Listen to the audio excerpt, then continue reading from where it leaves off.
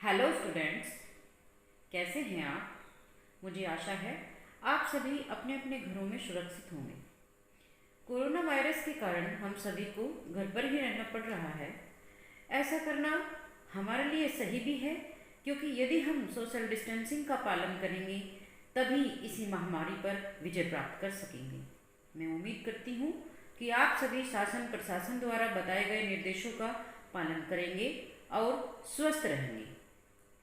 परंतु घर पर रहकर आप सबकी पढ़ाई भी डिस्टर्ब हो रही है, इसीलिए सरकार ने ऑनलाइन क्लासेस शुरू करने का फैसला लिया है, जिससे सभी बच्चों की पढ़ाई सुचारू रूप से चल सके। तो बच्चों, आज मैं सबसे पहले तो आपको हिंदी विषय के पाठ्यक्रम के विषय में समझाऊंगी।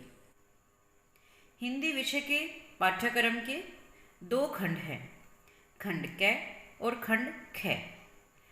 खंड क में गद्य, काव्य, कथा साहित्य, नाटक और खंड काव्य है। इसी प्रकार दूसरा खंड है खंड ख। खंड ख में संस्कृत, लोकोक्तियाँ, मुहावरे, व्याकरण, काव्य सौंदर्य के तत्व, पत्र लेखन और निबंध हैं। तो बच्चों, आज हम पढ़ेंगे खंड क में काव्य खंड का पहला अध्याय पवन दूतिका, जिसके रचनाकार हैं अयोध्या सिंह उपाध्याय हरिओद। पवन दूतिका कविता पढ़ने से पहले थोड़ी सी जानकारी कवि हरिओद जी के विषय में देना चाहूँगी। हरिओद जी का जन्म आजमगढ़ जिले के निजामाबाद गांव में सन 1865 ईस्वी में हुआ। इनके पिता का नाम पंडित भोला सिंह और माता का नाम रुक्मणी देवी था। इनके पूर्वज शुक्ल यजुर्वेदी सनाड्य ब्राह्मण थे, जो कालांतर में सिख हो गए थे। मिडिल परीक्षा उत्तीर्ण करने के पश्चात इन्होंने काशी के क्वींस कॉलेज में प्रवेश लिया, किंतु अस्वस्थता के कारण इन्हें बीच में ही अपना विद्यालय अध्ययन छोड़ देना पड़ा। तत्पश्चात इन्होंने घर पर ही फारसी, अंग्रेजी और संस्कृत भाषाओं का अध्ययन किया। कुछ वर्ष तक इन्होंने निजामाबाद के तहसीली स्कूल में अध्यापन कार्य किया और बाद में 20 वर्ष तक कानूगो के पद पर कार्य किया। कानूगो पद से अवकाश प्राप्त करके हरिओद जी ने काशी हिंदू विश्वविद्यालय में अवैतनिक रूप से अध्यापन कार्य किया। हरिओद जी के जीवन का ध्येय अध्यापन ही रहा। इनका जीवन सरल, विचार उदार और लक्ष्य महान था। सन 1947 ईस्वी में हरिओद जी का निधन हो गया। उनका साहित्यिक परिचय। अयोध्या सिंह उपाध्याय हरिओद द्विवेदी युग के प्रतिनिधि कवि एवं गद्य लेखक थे। हरिओद जी पहले ब्रज भाषा में कविता किया करते थे और इनकी आरंभिक कविताएं समस्या प्रधान तथा छोटी छोटी होती थी। आचार्य महावीर प्रसाद द्विवेदी ने इन्हें खड़ी बोली में काव्य रचना की प्रेरणा दी, इसलिए आगे चलकर इन्होंने खड़ी बोली में काव्य रचना की और हिंदी काव्य को अपनी प्रतिभा का अमूल्य योगदान दिया। हरिओद जी काव्य को लोकहित एवं मानव कल्याण के प्रेरकीय साधन के रूप में स्वीकार करते थे। इनके काव्य में पौराणिक एवं आधुनिक समाज के ख्याति प्राप्त लोकनायक नायिकाओं को प्रतिनिधि स्थान प्राप्त हुआ है। भावुकता के साथ ही मौलिकता को प्राश्रय देने वाले हरिओद जी की एक अन्य विशेषता काव्यात्मक विषयों की विविधता भी रही है। इसी कारण इनके काव्य में भक्तिकाल, रीतिकाल एवं आधुनिक काल के उज्ज्वल पहलुओं का समावेश हुआ है। हिंदी साहित्य सम्मेलन ने इनकी काव्य कृति प्रिय प्रवास पर मंगला प्रसाद पारितोषिक प्रदान किया। तत्पश्चात इन्हें कवि सम्राट एवं साहित्य वाचस्पति की उपाधियों से भी सम्मानित किया गया। हरिओद जी हिंदी साहित्य की एक महान विभूति के रूप में सदैव याद किए जाते रहेंगे। उनकी कृतियां हैं नाटक प्रद्युम्न विजय तथा रुक्मणी परिणय। उपन्यास हरिओद जी का प्रथम उपन्यास प्रेमकांता है। ठेठ हिंदी का ठाठ और अध खिला फूल प्रारंभिक प्रयास की दृष्टि से उल्लेखनीय है। उनके काव्य ग्रंथ भी बहुत ही महत्वपूर्ण है। हरिओत जी की 15 से अधिक लिखी रचनाओं में 3 रचनाएं विशेष रूप से उल्लेखनीय हैं। प्रिय प्रवास, पारिजात और वैदेही वनवास। प्रिय प्रवास खड़ी बोली में लिखा गया पहला महाकाव्य है जो 17 सर्गों में विभाजित है। इसमें राधा कृष्ण को सामान्य नायक नायिका के स्तर से उठाकर विश्व सेवी एवं विश्व प्रेमी के रूप में चित्रित किया गया है। प्रस्तुत कविता पवन दूतिका हरिओद जी द्वारा रचित खड़ी बोली हिंदी के प्रथम महाकाव्य प्रिय प्रवास से ली गई है। पवन दूतिका, जैसा कि इसके नाम से ही प्रतीत होता है, पवन अर्थात हवा, हवा को दूत बनाकर भेजना। राधिका कृष्ण के मथुरा जाने के पश्चात उनके वियोग में अत्यधिक दुखी है और एक दिन राधिका अपने घर में अकेली बैठी हुई थी। उनकी दोनों आंखें आंसुओं से परिपूर्ण थीं। तभी पवन धीरे से झरोखों के माध्यम से उनके घर में प्रवेश करती है। पवन को देखकर राधिका के मन में आता है कि क्यों न इस पवन को ही मैं अपने प्रियतम श्री कृष्ण के पास अपना दूत बनाकर भेजूं। तो आइए पढ़ते हैं कविता पवन दूतिका।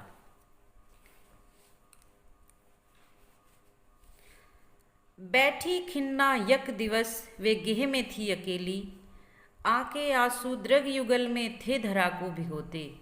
आई धीरे इस सदन में पुष्प सदगंध कोले, प्रातः वाली सुपवन इसी काल वातायनों से।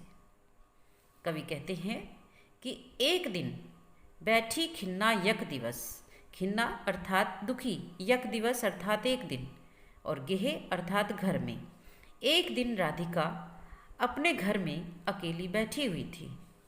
आके आंसू द्रग युगल में थे धरा को भिगोते। उनकी दोनों आंखों में आंसू आकर धरा को अर्थात पृथ्वी को भिगो रहे थे। आई धीरे इस सदन में पुष्प सदगंध कोले।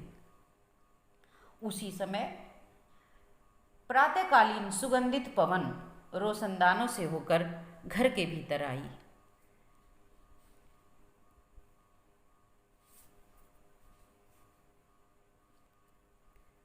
संतापों को विपुल बढ़ता देख के दुखिता हो, धीरे बोली सदुख उससे श्रीमती राधिकायो। प्यारे प्रातः पवन इतना क्यों मुझे है सताती, क्या तू भी है कलुषित हुई काल की क्रूरता से। संतापों को अर्थात अपने दुखों को विपुल बढ़ता देख के दुखिता हो, अत्यधिक बढ़ता हुआ देखकर राधिका दुखी होकर धीरे से दुख के साथ श्रीमती राधिका पवन से कहती है कि प्यारी प्रातः पवन इतना क्यों मुझे है सताती। हे प्यारी प्रातःकाल वाली पवन, तू मुझे इतना क्यों सता रही है। क्या तू भी है कलुषित हुई काल की क्रूरता से। क्या तू भी समय के द्वारा सताई गई है, अर्थात क्या काल ने तुझे भी सताया है। मेरे प्यारे नव जलद से कंज से नेत्र वाले, जाके आए न मधुबन से ओ न भेजा संदेशा। मैं रो रो के प्रिय विरह से बावली हो रही हूँ, जाके मेरी सब दुख कथा शाम को तू सुना दे। राधिका पवन को अपना दूत बनाती है और कहती है कि मेरे प्यारे नव जलद से कंज से नेत्र वाले, मेरे प्रियतम श्री कृष्ण नवीन बादल के समान और कमल जैसे नेत्रों वाले, जाके आए न मधुबन से ओ न भेजा संदेशा। मथुरा जाकर फिर वापस नहीं आए और उन्होंने वहाँ जाकर कोई संदेशा भी नहीं भेजा। मैं रो रो के प्रिय विरह से बावली हो रही हूँ। मैं अपने प्रियतम के विरह में रो रो कर बावली हो रही हूँ, जाके मेरी सब दुख कथा शाम को तू सुना दे। इसलिए मेरी सारी दुख की कथा शाम को जाकर सुना दो। आगे की पंक्तियों में हम पढ़ते हैं, जो ही मेरा भवन तज तू अल्प आगे बढ़ेगी, शोभा वाली सुखद कितनी मंजु कुंजे मिलेंगी। प्यारी छाया मृदुल स्वर से मोह लेंगी तुझे वे, तो भी मेरा दुख लख वहाँ जान विश्राम लेना। राधिका पवन से कहती है कि जैसे ही मेरे भवन को अर्थात मेरे घर को तज कर अर्थात छोड़कर तू थोड़ा सा आगे बढ़ेगी। राधिका कह रही है पवन से कि जैसे ही मेरे घर को छोड़कर तू थोड़ा सा आगे बढ़ेगी, शोभा वाली सुखद कितनी मंजु कुंजे मिलेंगी। तुझे रास्ते में बड़ी ही सुंदर सुंदर लताएं देखने को मिलेंगी। प्यारी छाया मृदुल स्वर से मोह लेगी तुझे वे अपनी प्यारी छाया और मीठे स्वर से तुझे अपनी ओर आकर्षित करेंगी। तो भी मेरा दुख लग वहाँ जा न विश्राम लेना, किंतु तू मेरे दुख को भूलकर वहाँ रुक कर विश्राम करने मत लग जाना।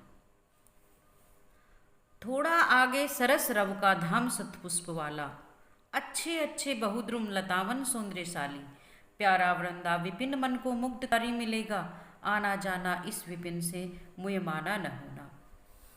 राधिका पवन से कहती है कि थोड़ा आगे सरस रव का धाम सतपुष्प वाला, तू जब थोड़ा सा आगे बढ़ेगी तो तुझे अच्छे अच्छे फूलों वाला एक धाम, एक स्थान मिलेगा, जहाँ पर अच्छे अच्छे बहुद्रुम लतावन सौंदर्यशाली, जहाँ पर तुझे बहुत ही सुंदर सुंदर वृक्ष और बहुत ही सुंदर सुंदर लताएं देखने को मिलेगी। प्यारा वृंदा विपिन मन को मुग्धकारी मिलेगा, और उसके बाद आगे चलकर तुझे वृंदावन दिखाई देगा जो तेरे मन को अपनी ओर आकर्षित करेगा। आना जाना इस विपिन से मुझे माना न होना। मैं ये नहीं कहती कि तू वहाँ पर मत जाना, तू उस वृंदावन से, उस उपवन में इधर उधर भ्रमण तो अवश्य करना, लेकिन उस पर मोहित होकर वहीं मत रह जाना। आगे की पंक्तियों में राधिका कहती है, जाते जाते अगर पथ में क्लांत कोई दिखावे, तो जाके सन्निकट उसकी क्लांतियों को मिटाना, धीरे धीरे परस करके गात उत्ताप खोना, सदगंधों से श्रमित जन को हर्षितों सा बनाना। राधिका पवन दूतिका से कहती है कि रास्ते में जाते जाते यदि तुझे कोई क्लांत अर्थात थका हुआ दिखाई दे, तो जाके सन्निकट उसकी क्लांतियों को मिटाना, तो उसके पास जाकर उसकी थकान को दूर करना। धीरे धीरे परस करके गात उत्ताप खोना, तो धीरे धीरे उसके पास जाकर उसको स्पर्श करके उसके गात अर्थात शरीर का उत्ताप यानी कि गर्मी समाप्त कर देना, यानी उसकी गर्मी को समाप्त कर देना। सदगंधों से श्रमित जन को हर्षितों सा बनाना, और अपनी अच्छी सुगंध से उस थके हुए व्यक्ति को प्रसन्न कर देना। लज्जाशील पथिक महिला जो कहीं दृष्टि आए, होने देना विकृत वसना तो न तो सुंदरी को, जो थोड़ी सी भी श्रमित वह हो गोद ले शांति खोना, होठों की ओ कमल मुख की म्लानताएं मिटाना। राधिका केवल अपने दुख से ही दुखी नहीं है, बल्कि उसे आम लोगों की भी चिंता है। इसीलिए वो भगवान से कहती है कि लज्जाशील पथिक महिला जो कहीं दृष्टि आए, यदि कोई लज्जाशील महिला तुम्हें दिखाई दे, तो होने देना विकृत वसना तो न तो सुंदरी को, तो उस सुंदरी के वस्त्रों को, वसन अर्थात वस्त्र, तो उस सुंदरी के वस्त्रों को मत उड़ाना। जो थोड़ी सी भी श्रमित वह हो गोद ले शांति खोना, यदि वह महिला थोड़ी सी भी थकी हुई तुझे दिखाई दे, तो तू उसे अपनी गोद में लेकर शांति खोना अर्थात उसकी थकान मिटा देना। होठों की ओ कमल मुख की म्लानताएं मिटाना, और उसके होठों की और कमल जैसे मुख की थकान को दूर कर देना। आगे की पंक्तियों में राधिका कहती है, कोई क्लांता कृषक ललना खेत में जो दिखावे, धीरे धीरे परस उसकी क्लांतियों को मिटाना, जाता कोई जलद यदि हो व्योम में तो उसे ला, छाया द्वारा सुखित करना तप्त भूतांगना को। कोई क्लांता कृषक ललना, यदि कोई थकी हुई, कृषक ललना यानी किसान की स्त्री, खेत में जो दिखावे, खेत में दिखाई दे, तो धीरे धीरे परस उसकी क्लांतियों को मिटाना, तो धीरे धीरे तो उसको स्पर्श करके उसकी थकान को दूर कर देना। जाता कोई जलद यदि हो व्योम में तो उसे ला, और यदि आसमान में कोई बादल का टुकड़ा जा रहा हो, तो उस बादल के टुकड़े को लाकर छाया द्वारा सुखित करना तप्त भूतांगना को। उस बादल के टुकड़े को उस स्त्री के ऊपर लाकर छाया कर देना, और अपनी छाया के द्वारा उसको सुखी कर देना, और साथ ही साथ उसकी तपन को, उस स्त्री की भूतांगना अर्थात स्त्री की तपन को दूर कर देना। बोलो है, शुरू हो गया।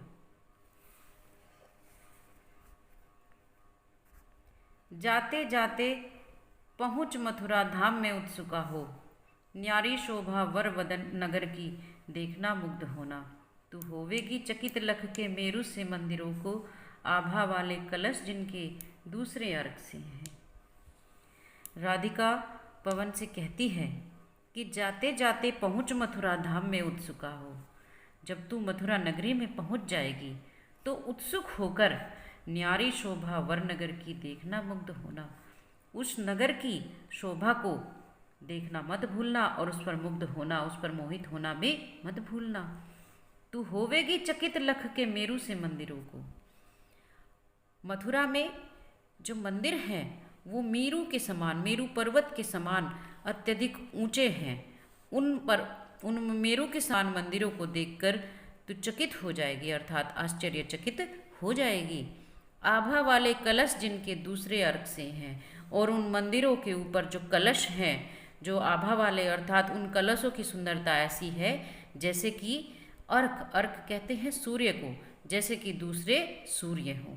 अर्थात मंदिरों के ऊपर जो कलश हैं वो ऐसे दिखाई देते हैं जैसे आसमान में दूसरा सूर्य चमक रहा हो। देखे पूजा समय मथुरा मंदिरों मध्य जाना, नाना वादों मधुर स्वर की मुग्धता को बढ़ाना। किवा लेके रुचिर तरु के शब्दकारी फलों को, धीरे धीरे मधुर रब से मुग्ध हो बजाना। राधिका कहती है कि हे दूतिका, तू मथुरा में थोड़ा ठहरकर और पूजा के समय वहाँ मंदिरों में अवश्य ही जाना। नाना वादों मधुर स्वर की मुग्धता को बढ़ाना और वहाँ बजने वाले विभिन्न वादों की मधुरता को अपनी मधुर स्वर प्रदान करके उनकी मधुरता में वृद्धि करना। किवा लेके रुचिर तरु के शब्दखारी फलों को, तू वहाँ के मंदिर परिसरों में खड़े विविध प्रकार के वृक्षों में से अपनी पसंद का फल चुनकर उसके फल को ग्रहण करके धीरे धीरे बहते हुए मधुर ध्वनि के साथ मुग्ध हो बजाना। तो बच्चों, आज की कक्षा में बस इतना ही। शेष पाठ को अब हम अगली कक्षा में पढ़ेंगे। धन्यवाद।